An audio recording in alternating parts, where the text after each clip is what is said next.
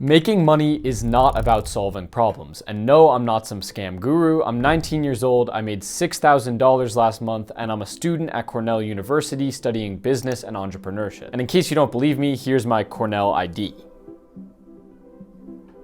And the reason that I'm making this video today is because I have a class on entrepreneurship this semester. And in the first class I went to, they talked about how to be a successful entrepreneur. So in other words, how to make money. And they gave a framework to being a successful entrepreneur that you won't just see at Cornell, you'll see literally everywhere. And the framework is something like this. All you have to do is look for a problem in society and then try to solve that problem. If you're able to come up with a good solution for that problem, you can then sell that solution to create value for your customer. When you sell that solution, you're only capturing a portion of the value that you're actually creating in cash. And that's the framework they gave to be a successful entrepreneur. And once again, that's not just the solution they give at Cornell, that is like the framework to becoming a successful entrepreneur. It's find a problem and then solve that problem and capture some of the value in the middle. And I'm gonna explain in this video why I think that framework is not useful. Well, it's not useless, but there's some pretty big holes in the framework, and I think we can do a lot better with a couple of the adjustments that I'm gonna make in this video. I'm making this video not to try to find the truest framework on earth, but to find the most helpful framework. Because to find the truest framework, you would need to include so many details, so many variables, so many factors, it wouldn't even be useful to you trying to actually do anything. But to find the most useful framework doesn't mean I need to include all the details, but it needs to be more helpful than the current framework than we currently have for actually making money. So with that being said, I'm gonna give 3 increasingly better reasons why this framework isn't as good as it could be and how we could potentially improve it. So number 1 is a lot of the times solving the problem for the consumer is not actually solving it in a concrete physical way,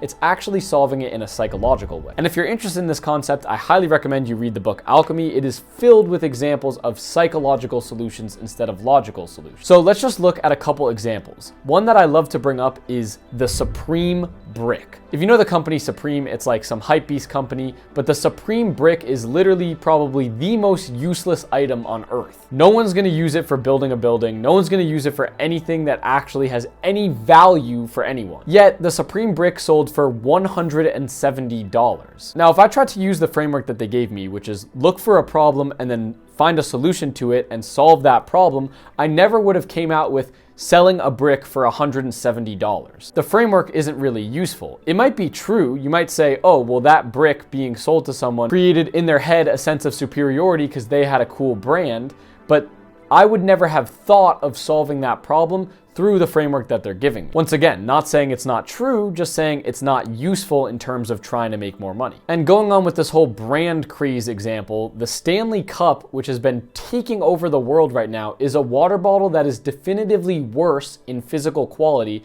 compared to so many other options. It's worse and more expensive, yet people are buying Stanley Cup. Why?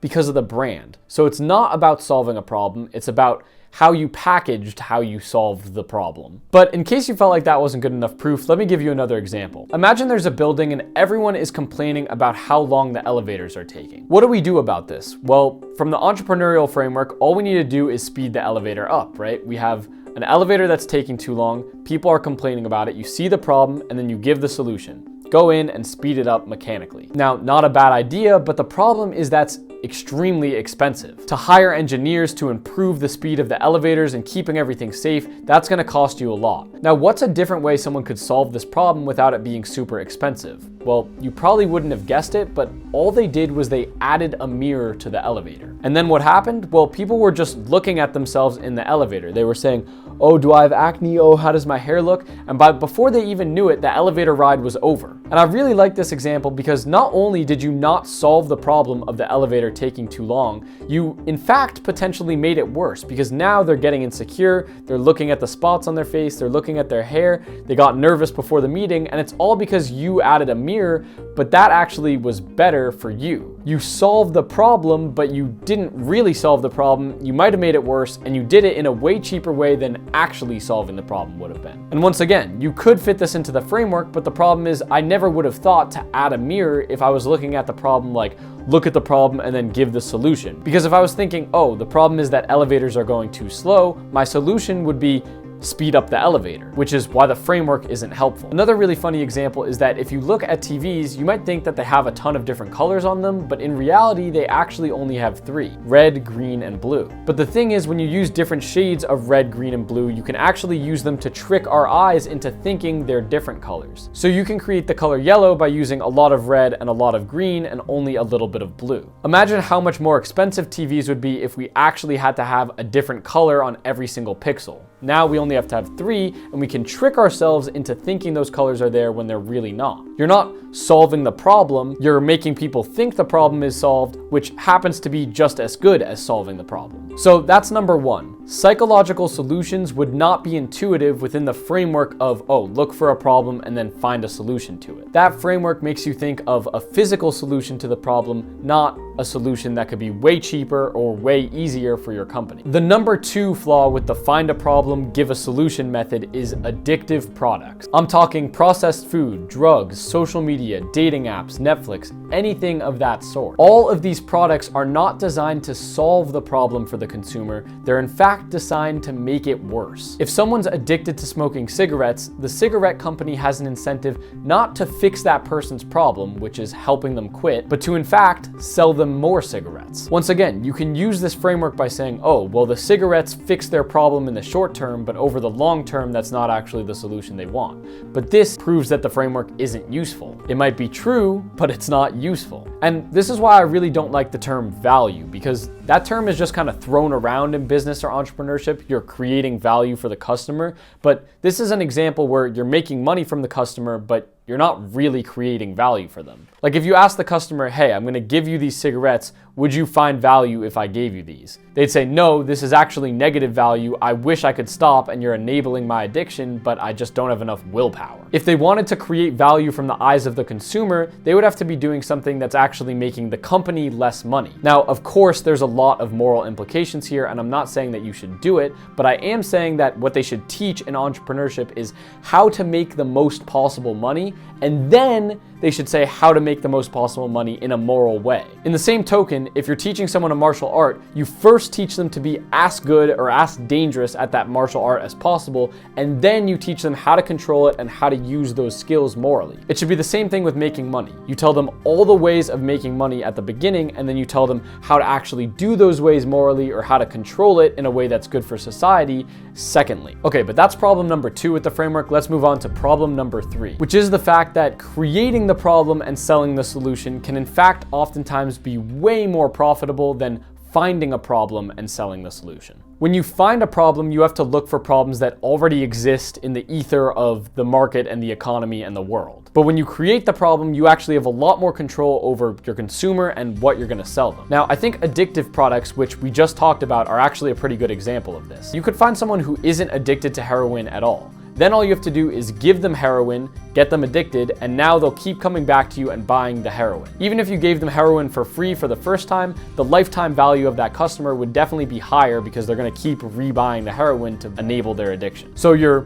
creating the problem, the addiction, and you're selling the solution, the drug, which is gonna help their addiction, which it won't. Now, I know that might sound niche, but I want you to take a step back for a second and think of how many brands actually do this on a daily basis. A crazy example, in my opinion, is Apple purposely reducing the battery on their phones. They do this because they know that if people's battery time is getting worse, the product is worse, and people will have to go back and buy a new iPhone, which makes Apple more money. If people buy a new iPhone every 2 years instead of every 3 years, Apple is going to be making way more money than they otherwise would. But doing this, they're creating the problem by reducing battery life and then selling the solution, a new phone. They're not looking for a problem in the market and then trying to solve it. If they were doing that, they would look for a low battery life and then try to extend it. That doesn't actually make them more money. What makes them more money is reducing the battery on their phones and then selling the solution to the own problem that they created. Once again, this is what I mean when I say value is a term that is just thrown around randomly. We should not just equate the term value to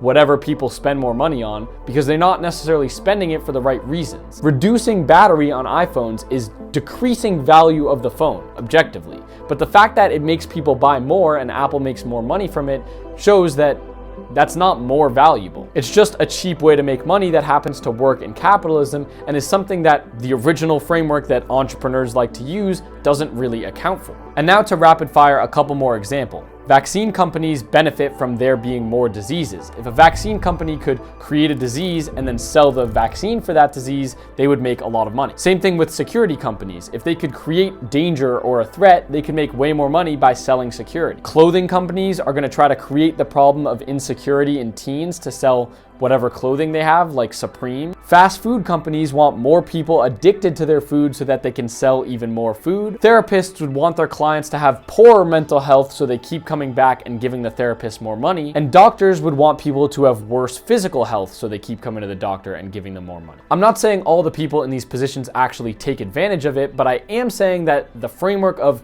look for a problem and then find the solution to it doesn't make you the most money in all cases. Oftentimes, creating the problem yourself and then selling the solution can actually make you more money, but that's never taught in an entrepreneurship class. And by looking at these examples, it's very clear that the only framework you're given in entrepreneurship to make money is not actually the best framework. It definitely accounts for a decent amount of problems, and I'm not saying it's not a solid strategy, but there's definitely a lot more under it. Looking for a problem and then finding the solution to it is only a narrow scope of ways that you can actually make money in capitalism. Now, those are my main problems with the frameworks that we're using in entrepreneurship. But that being said, do I actually have a better solution? Well, not necessarily, but I do have some decent ideas on it. I truly think understanding human behavior is the way we get to the bottom of this, which is why I think studying behavioral economics is actually our way out of this.